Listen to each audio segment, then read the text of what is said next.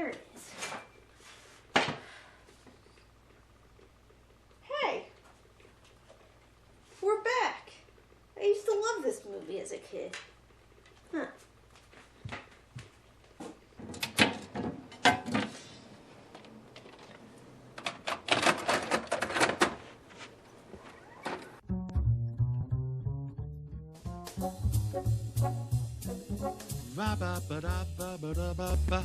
Ain't you a dinosaur?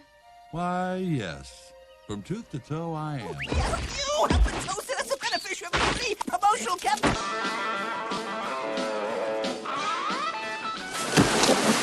Roll back the rock to the dawn of time, when Earth was smoking and the lava flowed. Roll back the rock to the dawn of time. You can blow your cool just like a volcano.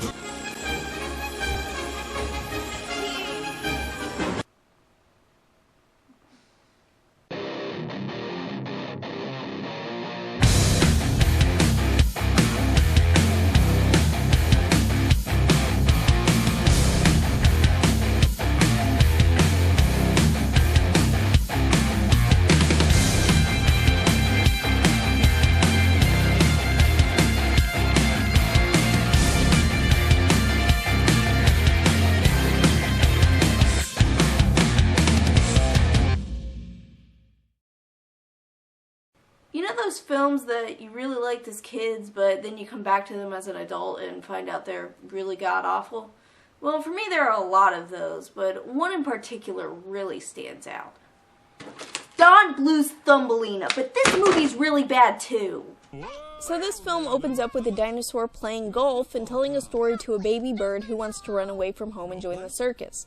The dinosaur, named Rex and voiced by John Goodman, tells the child of when he was a monster, but was pulled out of his natural environment, fed cereal by an alien to make him smart, and then was dropped off by a time-traveling professor in the middle of New York City to grant the wishes of small children. You see a problem with this story yet? The dinosaurs make friends with a couple children running away from home and make their journey to the Museum of Natural History to meet with Dr. Bleeb.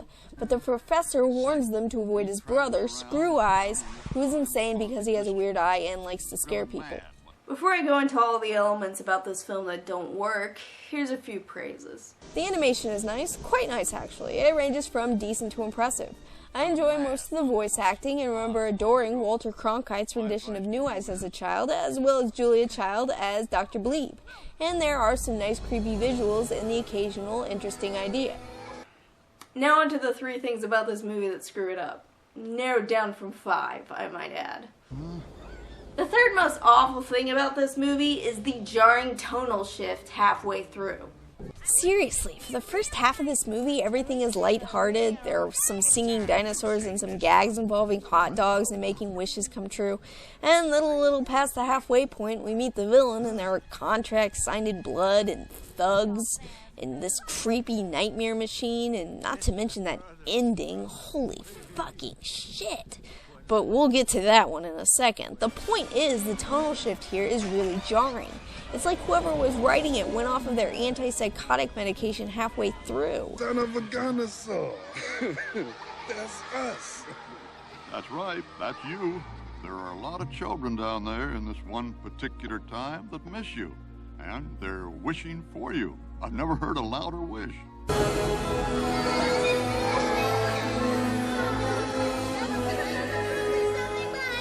Monsters in the forest, they Monsters are gonna eat me!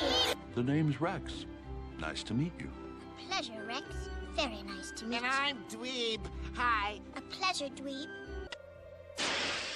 Now, this is just a temporary dose, by way of demonstration.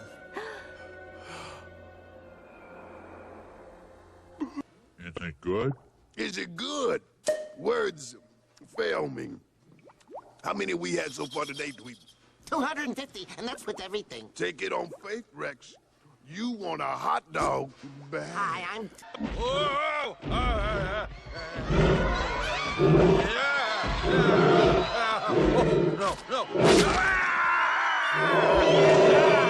The second most awful thing about this movie is the padding and or plot structure. I don't get why we needed the opening, or conclusion for that matter. Are we accepting that all animals talk in this movie? I was under the impression that the dinosaurs could talk because of the cereal. What purpose does this character serve, apart from being a weak and lazy tie-in to Louie because our lesson was so badly demonstrated by the main plot that we needed something to point it out to us? Still don't know what it is. Don't run away from home and join the circus? Was this a common problem with children in the 90s? I don't know. I don't care. Who decided this character was a crucial part of the story? Nor do I get why we need that scene with the hot dogs or the random song, which ends with this unacceptable bit of logic. Real dinosaurs! And they talk and sing just like the history books say. But by far the most pointless scene comes after the parade and before the plot gets going again. It's that damn chase scene. Seen a real dinosaur. Okay, to Midtown, ma'am. Larry, I was taking a shower just now and I looked out my bathroom window and I saw a dinosaur. Okay, thanks for calling. See ya.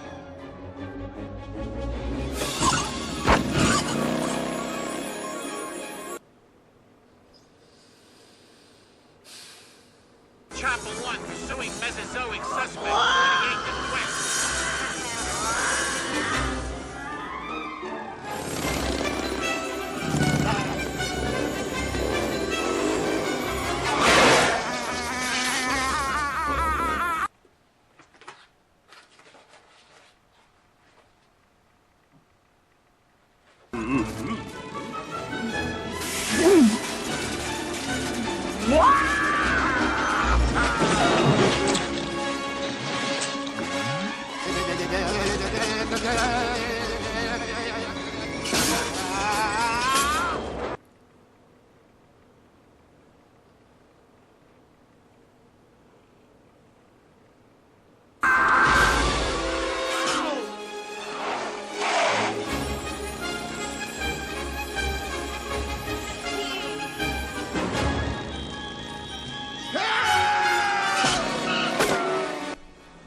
Why is this here? It's not like it serves any purpose. The police officers don't continue to chase them, it's not really resolved, and it puts the plot to a complete standstill.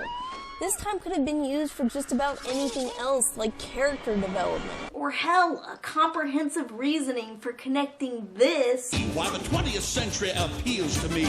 to this.